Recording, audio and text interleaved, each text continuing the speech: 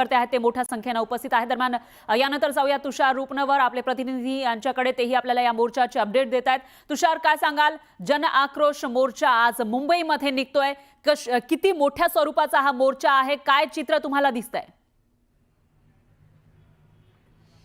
फरा, आपण जर पाहिलं असेल तर मेट्रो सिनेमापासून या मोर्चाला सुरुवात झालेली आहे आणि मेट्रो सिनेमा ते आझाद मैदान हे साधारणतः 500 मीटरचं अंतर आहे।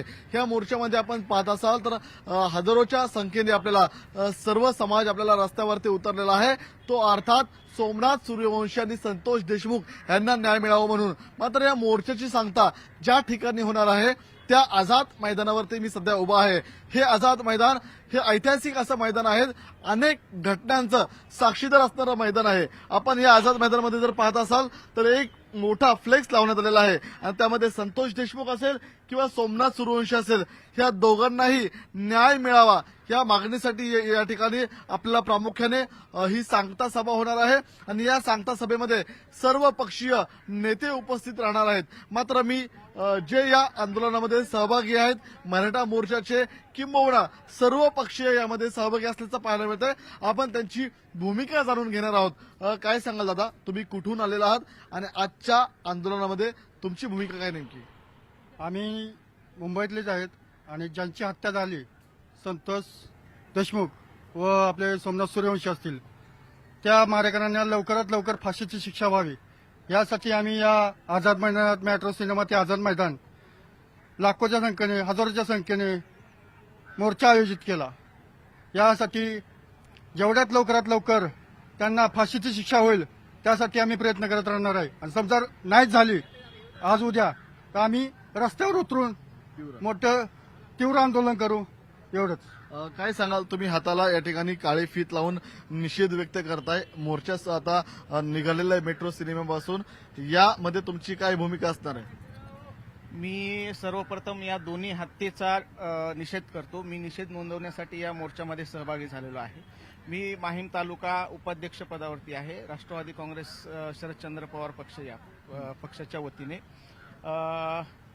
सदरील मोर्चा हा महाराष्ट्रातील एकंदरीत वाढणाऱ्या अन्याय अत्याचाराच्या विरोधात आहे।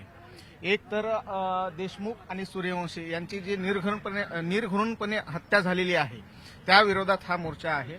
त्यांना वेळेत न्याय मिळावा, त्याच पद्धतीने महाराष्ट्रामध्ये एक नवीन बिहार घडते की काय, बीड म्हणजे नवीन एक बिहार घडते की काय, अशी एक परिस्थिती निर्माण झालेली आहे। या परिस्थितीवर योग्य ते निर्णय सरकारने घ्यावा। काय सांगाल घ्यावा? शासनाच्या निर्णयाच्या बाबतीत आम्हाला शासनावर विश्वास आहे, पण ते विश्वासार्थ त्यांनी गमावण्याचा प्रयत्न करू नये। कारण की ज्या पद्धतीनं अजून कृष्ण आंधळे हा आरोपी आहे, अजून पोलीस प्रशासनाच्या हाती लागलेला नाही।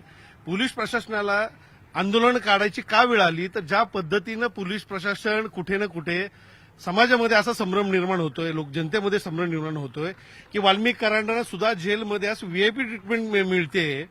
त्या ठिकाणी त्यांना आजाराच्या भाण्याखाली जर व्हीआयपी ट्रीटमेंट मिळत असेल, त्यांना तिथं एसी, टीव्ही ज्या काही सुविधा असतील, त्या आरोपीचा विषय चाललाय, कुठल्या जातीचा विषय नाही चालला।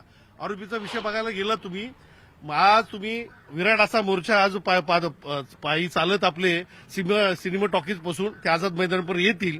आज आपल्याला आरक्षणाच्या आपल्याला ह्या आक्रोश आंदोलन करावं का लागतंय, त्याला कारण एकच आहे, कारण आज आपल्या समाजामध्ये जाती ते निर्माण केली जात आहे। आज तुम्ही माझ्या इथं लोगो जर पाहिला तर बहुजन हिता हे बहुजन सुख आहे, शाहू फुले आंबेडकर विचारवादी, छत्रपती शिवाजी महाराज विचारवादी हे महाराष्ट्र आहे। आज सर्वपक्षीय लोक सहभागी आहेत। निश्चितच तुषार, आपण बघतोय ज्या ठिकाणी हा मोर्चा, या मोर्चाची सांगता होणार आहे त्या ठिकाणावरून तुम्ही जोडलेले आहात।